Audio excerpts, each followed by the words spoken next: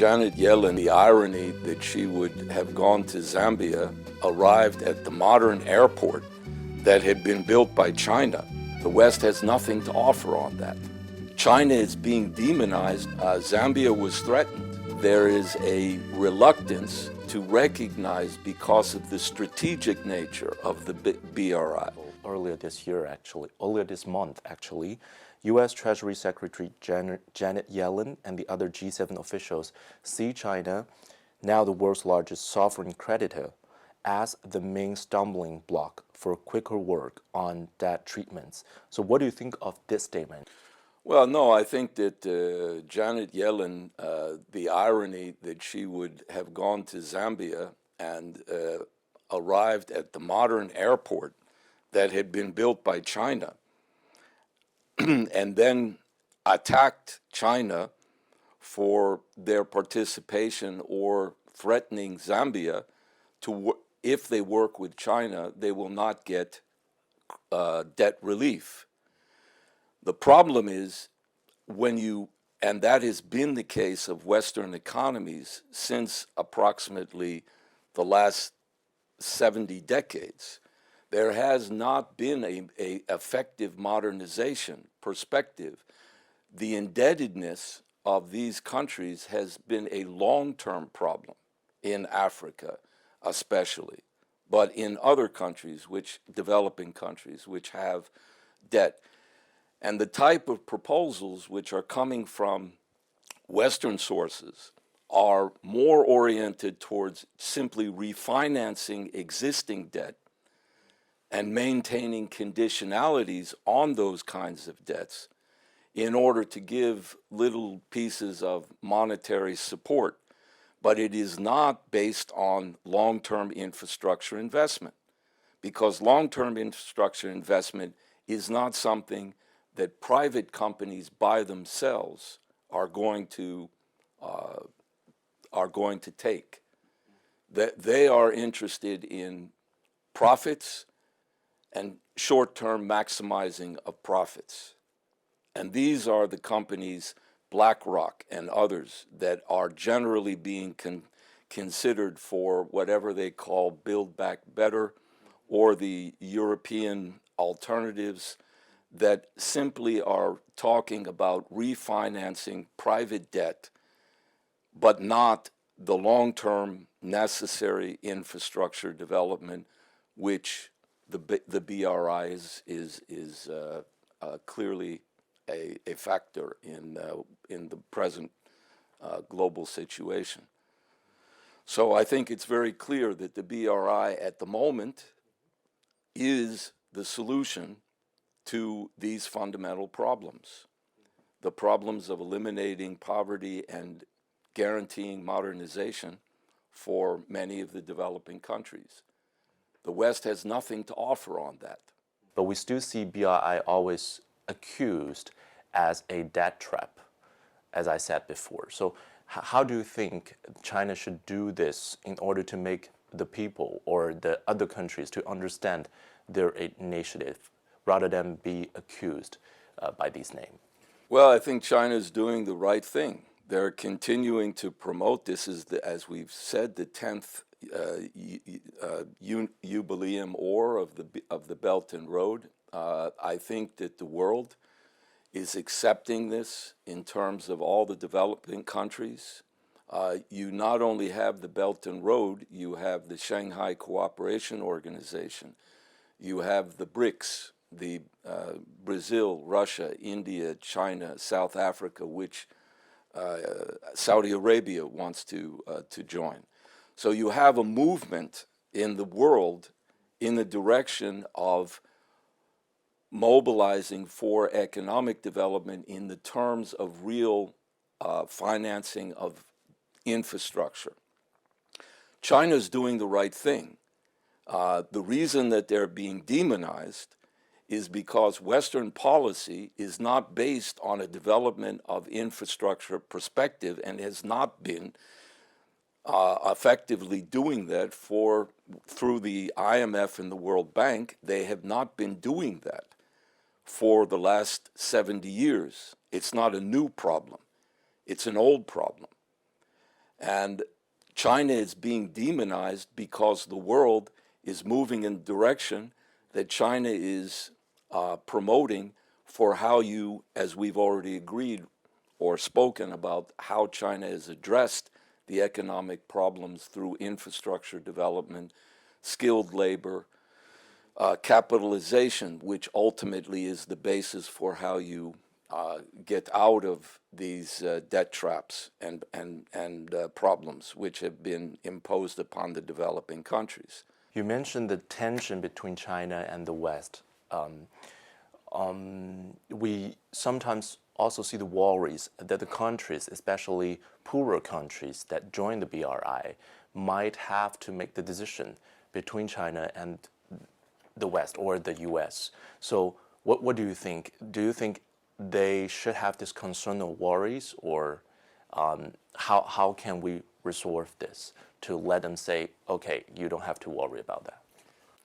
They have this because they are being threatened.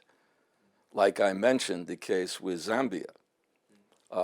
Janet Yellen claimed that she had an agreement from China's representative at the, I'm sorry, I'm forgetting the name, but the major meeting where the issue of debt was being discussed in Switzerland. And she basically misrepresented the position of China because the policy was and is coming from the U.S., coming from the British Commonwealth, coming from the Western European countries.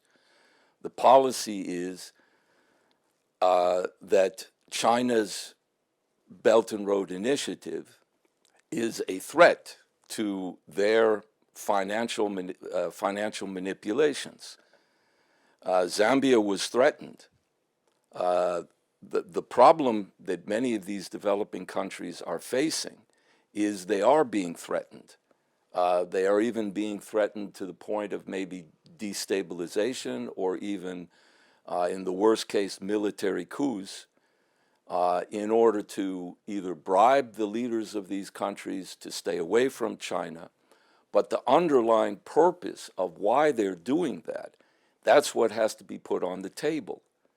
The question is, why is it that the BRI, rather than being a policy which is in the interests of all humanity, Xi Jinping's concept of a community for a shared future for mankind, this is the essence of what the objective of the Belt and Road is, and that's what we here in the Belt and Road Initiative or the Belt and Road Institute in Sweden are promoting in educating the population here, that this is an initiative which promotes cooperation and friendship.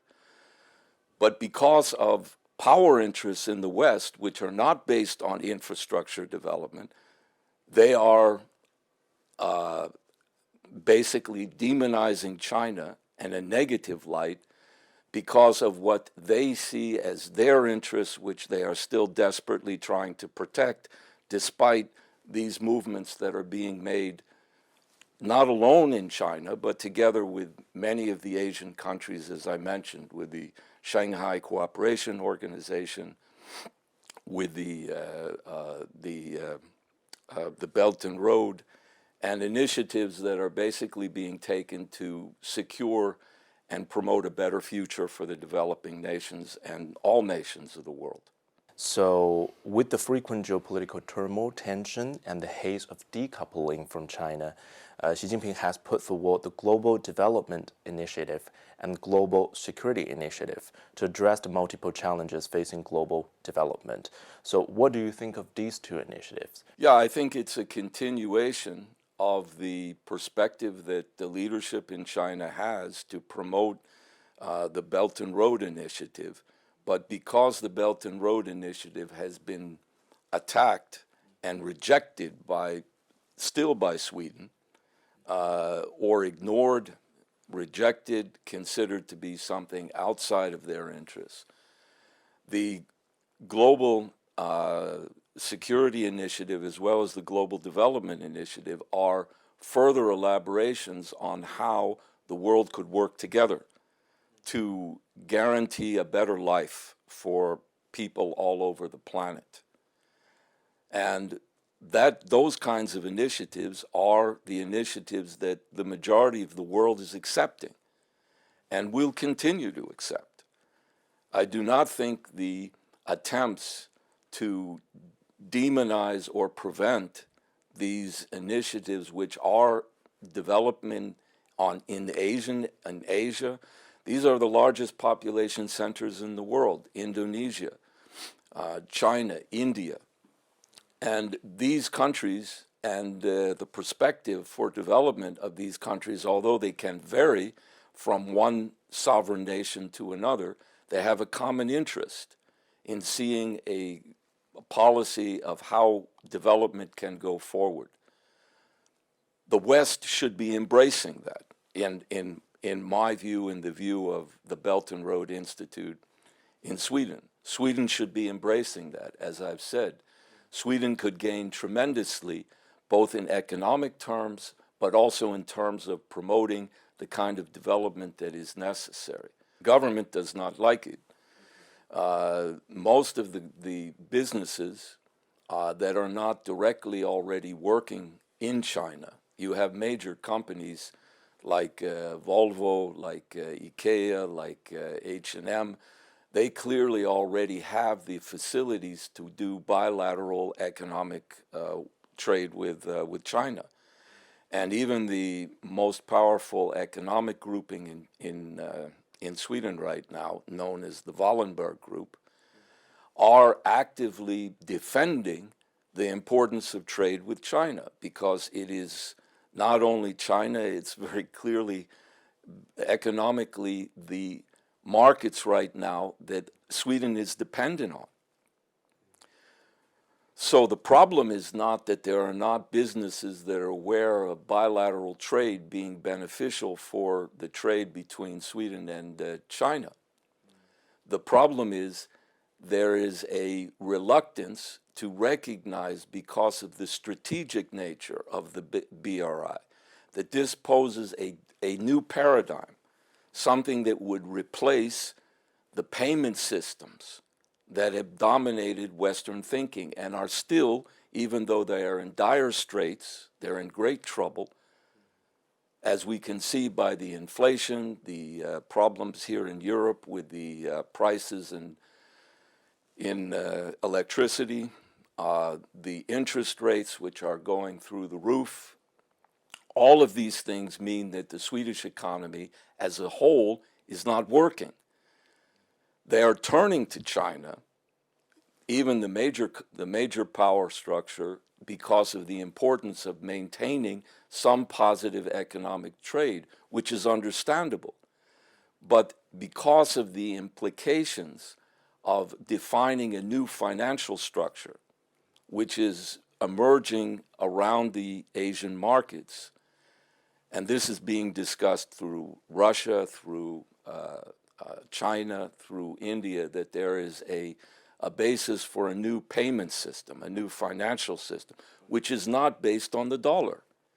But Sweden is so tied into that old dollar system that generally they will not consider the BRI because of that strategic question. Although economically, as I said, it would be very beneficial for Swedish companies. The 10th anniversary is actually a new starting point of the BRI. So standing at the new starting point, how could you think BRI be upgraded or be improved? Like, what kind of improvement do you think BRI should have? Well, I think that's a very important question, because what I'm looking at myself is what is causing the underlying problems in terms of a basis for cooperation, which is clearly the implications of the BRI. Why is China's initiative not being accepted by the general Western power structure? In order to solve that, I believe that there is something called a cultural Belt and Road Initiative that is crucial, because what is dominating Western thinking at the moment is not what has been positive historically in Western thinking. And I specifically reference to a thinker that may not be extremely well known at the moment, but Gottfried Wilhelm Leibniz, who was an extremely positive philosopher and thinker in Europe, who actually had an incredibly active commitment to bridging cooperation between China and Europe at the time he lived, which is 1646 to 1716. Now, some people think, oh, well, that's ancient history. Why should we look at that? Well, it's that point where there was a positive basis for bridging and understanding the deeper, more profound thinking behind how China and Asia can work together with the West. And when you come to the understanding of that, I can't at the moment go into too much detail about exactly what the foundation of Leibniz's thinking is, but it coheres very much with Confucius thinking. It coheres very much with the cultural foundations of Chinese civilization. And in my view, in order to bridge the general basis for cooperation and friendship, we have to go to a more deeper level in which the Belt and Road will be seen as what you can call an economic basis for cooperation. But one of the ideas that Leibniz had, he called the commerce of light. And the commerce of light was distinguished from the old Silk Road, which, of course, he was actively a part of supporting the trade between Asia and Europe. But that was considered to be the commerce of trade. And his idea of a commerce of light was the real foundation for friendship and cooperation will come with that. I think that is something we have to raise in a more general and active way in promoting the BRI as a way of also addressing Western thinkers to understand why it is in a positive tradition in the West that we can also work together in the right spirit of friendship and cooperation with China.